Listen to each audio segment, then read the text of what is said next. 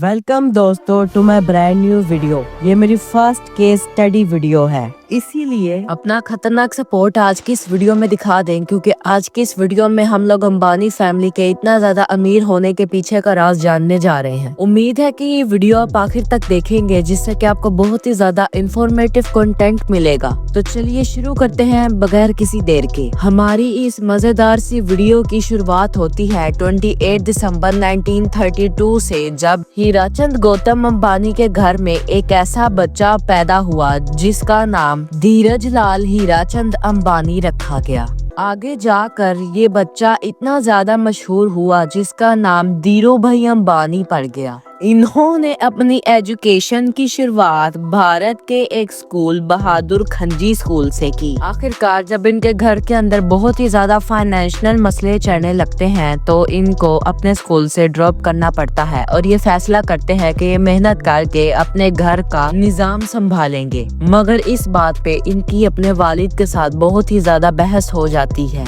आखिरकार अपने बेटे की जिद की वजह से उनके बाप को भी हार माननी पड़ती है। वो अपना स्कूल ड्रॉप कर देते हैं, मगर स्कूल ड्रॉप करने के बाद उन्हें ये समझ नहीं आती कि आखिर वो कौन सा काम करें। वो काम की तलाश में इधर उधर भटकने लगते हैं, जिसके दौरान वो एक मंदिर में भी जाते हैं, जहां वो मंदिर में इतनी ज्यादा भीड़ को देखकर बहुत ही ज्यादा हैरान हो जाते हैं। जब वो एक आदमी से इस बारे में पूछते हैं तो वो बताता है यहाँ किसी रिलीजियस मैटर की वजह से फरवरी के महीने तक भीड़ लगी रहेगी। तभी उनके दिमाग में एक बहुत ही ज्यादा खतरनाक आइडिया फ्लिक करता है और वो कहते हैं कि यहाँ पर खड़े होकर लोगों को तो भूख लगती ही होगी। तभी वो भागकर अपने घर जाते हैं। उन्होंने जितनी भी जमा पूंजी जमा की थी उस सारी से वो एक ठेला खरीद लेते हैं, जिस पर वो पकोड़े बनाकर बेचने लगते हैं। आखिरकार अब उनके घर के फाइनेंशियल मसले भी जरा हल होते हुए नजर आ रहे थे। उनकी उस ठेले से अच्छी खासी कमाई हो रही थी, मगर फिर जैसे ही वहाँ पर लोगों की तादाद कम होती जाती है उनकी सेल्स भी बहुत ही ज्यादा कम होने लगती है, जिसकी वजह से उनका मुनाफा भी ना के बराबर होने लगता है। फिर वो यहीं पर नहीं रुकते, बल्कि वो एक बहुत ही ज्यादा रिस्की ऑप्शन को चूज करते हैं और अपना ठेला बेच देते हैं। अब तक उन्होंने जितना भी पैसा कमाया था उस सारे को बैंक में जमा कर देते हैं। वापस से बेरोजगार हुआ बेचारा धीरू भाई अंबानी रोजगार की तलाश में इधर उधर भटक रहा था कि तभी उसे पता चला कि बहुत ही ज्यादा लेबर को यमन में भेजा जा रहा है। जो भी लोग यमन जा रहे थे उनके घर के फाइनेंशियल मसले भी बहुत ही ज्यादा ठीक होते जा रहे थे। 17 साल का धीरू भाई अंबानी फैसला करता है कि वो अपने भाई के साथ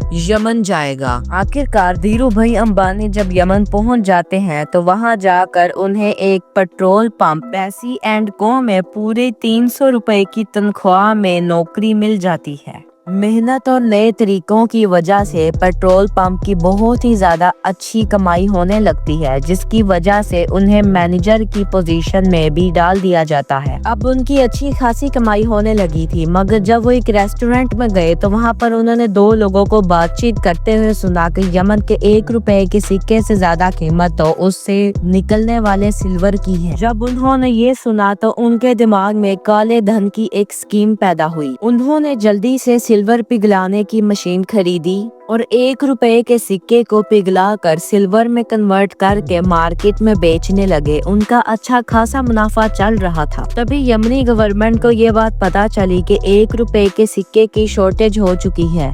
जब उन्होंने इस बारे में बहुत ही ज्यादा इन्वेस्टिगेशन की तो उन्हें इनके पीछे धीरू भाई अंबानी का हाथ मिला। धीरू भाई अंबानी भी ये बात जानते थे कि ये परमानेंटली नहीं चल सकता कि वो हर बार सिक्के पिघलाकर बेच कर अमीर हो जाए। इसी वजह से उन्होंने दिमाग में एक प्लान भी बनाकर रखा हुआ था। जैसे ही गवर्नमेंट को इस बारे में पता चला, धीरू भाई अंबानी जल्दी से इंडिया के शहर मुंबई वापस चले गए। वहां जाकर वो सेटल हो गए। यहाँ पर उन्होंने एक ट्रेडिंग बिजनेस स्टार्ट किया जिसका नाम रिलायंस ट्रेडिंग कॉर्पोरेशन रखा गया। शुरू में ये कंपनी सिर्फ और सिर्फ स्पाइसेस के ट्रेड किया करती थी। उनकी कंपनी पूरे इंडिया से स्पाइसेस खरीद कर मिडल ईस्ट और अफ्रीका में जाकर स्पाइसेस को बेचा करती थी। आखिरकार जब उन्हें इस बिजनेस में बहुत ही ज्यादा कामयाबी मिल गई तो उन्होंने मैन्युफैक्चरिंग में भी कदम रखने का सोचा। 1966 में उन्होंने रिलायंस टेक्सटाइल लॉन्च किया और सिंथेटिक टेक्सटाइल की तरफ अपना रुझू किया क्योंकि सरकारी कानून कॉटन इंडस्ट्री को रिस्ट्रिक्ट कर रहे थे। इस नई सोच ने ही उन्हें बहुत ज्यादा फायदा दिया क्योंकि जो कपड़े वो तैयार करते थे वो बहुत ही ज्यादा लो कॉस्ट के होते थे। इसी वजह से बाजार में वो बहुत ही जल्दी बिक जाया करते थे और लोगों की फर्स्ट चॉइस वही कपड़े बन चुके थे।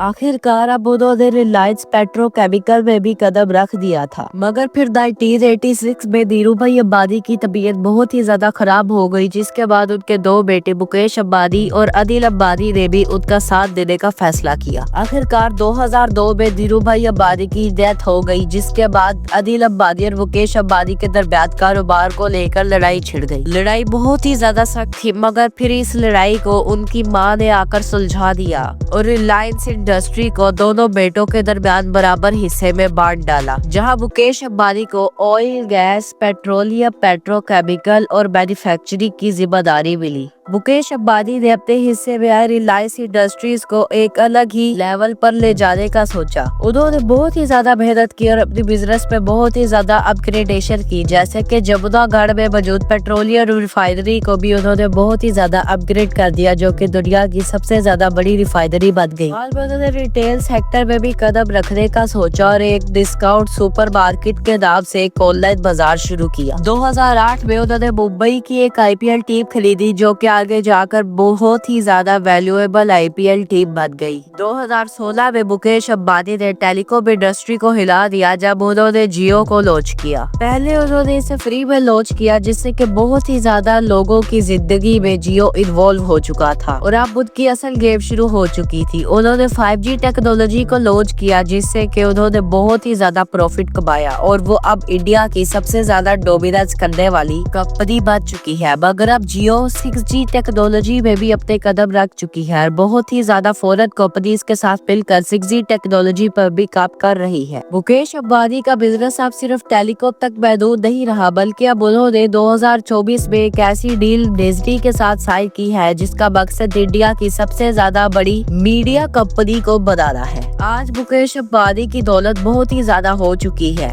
उनकी टोटल नेटवर्क इस टाइम 122 बिलियन डॉलर्स हो चुकी है। आज मुकेश अंबानी दुनिया के टॉप 20 लोगों में से 11th नंबर पर स्टैंड करते हैं और अगर अमेरिकन मिलियनेयर्स को हटा दिया जाए तो वो दूसरे नंबर पर स्टैंड करते हैं। वही मुकेश अंबानी का भाई अनिल अंबानी, जो के खानदान का आधा हिस्सा लेकर चला गया था, वो आज बैंकरप्सी का सामना कर रहा है। उसने बहुत ही ज्यादा केस भी लड़े हैं, जिनकी वजह सिर्फ और सिर्फ उसका कर्ज लेना था, लेकिन फिर उसने UK कोर्ट में बैंकरप्सी को डिक्लेयर कर दिया और अपनी नेटवर्थ 0 शो कर दी। मगर फिर अब इनकी नेटवर्थ दोबारा से 20 करोड़ हो चुकी है, जो कि बहुत ही ज्यादा बड़ी बात है बैंकरप्सी के बाद में। उम्मीद है मेरी आज की ये वीडियो आपको बहुत ही ज्यादा पसंद आई होगी। अगर पसंद आई है तो मेरी वीडियो को लाइक करके चैनल को सब्सक्राइब कर दीजिएगा और बेल आइकन को भी दबा दीजिएगा। ये इस वीडियो का सिर्फ अभी पार्ट 1 है, मैं इस वीडियो का पार्ट 2 भी बहुत जल्द लेकर आऊंगा।